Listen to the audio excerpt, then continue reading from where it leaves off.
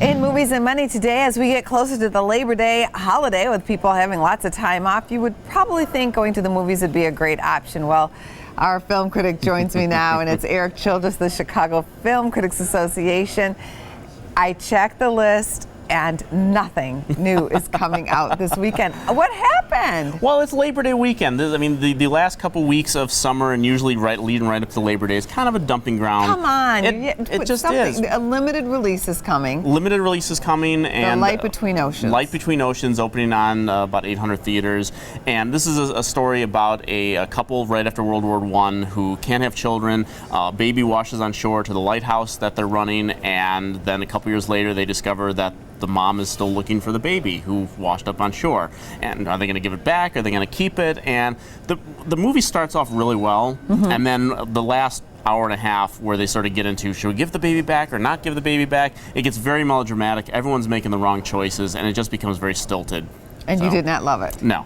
Okay. Yes. Well, there wasn't a lot to love this summer, as it turns out, but still, the box office did just fine, bringing in $4.3 billion, which was up 3% from 2015. Let's take a look at some of the big winners. The Secret Life of Pets coming in at number one as far as a winner goes, because the film made $725 million with a budget of $75 million. Then you have Captain America at $1.1 billion and Finding Dory, another big winner. Yes, and you see the numbers. I mean, those were the three movies that we actually predicted at the beginning of the summer would be the three big winners. And the numbers are skewed there because people look at the worldwide box office. Captain America Civil War made $1.15 billion. Clearly, that was a winner, quote unquote. Finding Dory did over $478 million just in the U.S. That was the big winner in the U.S. But Secret Life of Pets only had a budget of $75 million and has grossed over $725 million worldwide and is still making money. A nice return on the money. Absolutely. And Captain America Civil War was a $250 million production,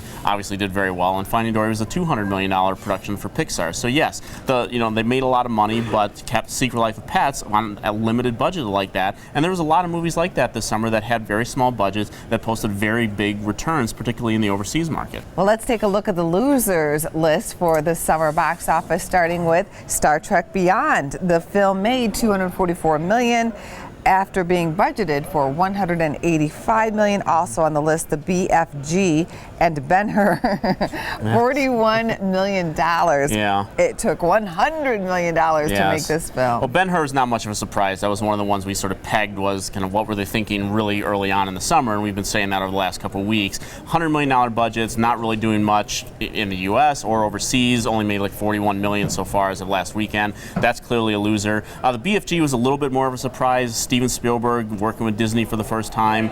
It seemed like it had all the elements in place, but it was released right after a couple weeks after Finding Dory and right before Secret Life of Pets. It was a bad spot for it. They might have thought of moving it to maybe the Thanksgiving holiday, might have done a little bit better. And then Star Trek Beyond, which a lot of people are not talking about, is what I've considered the big loser of the summer. Like you mentioned, $185 million budget, over $240-some million worldwide.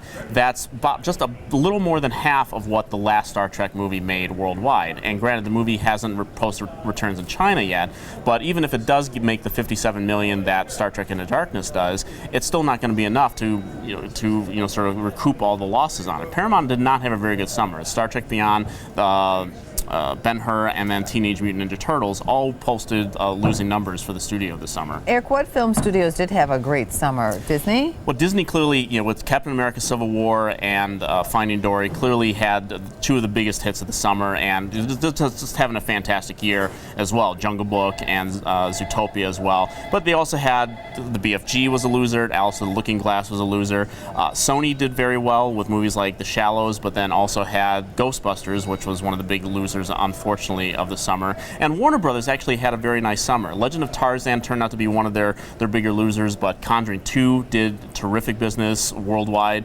Me Before You, which did kind of $50 million here in the U.S., but posted almost $200 million worldwide, did very well. Warner Brothers had a kind of a slyly very good summer, with the exception of Tarzan.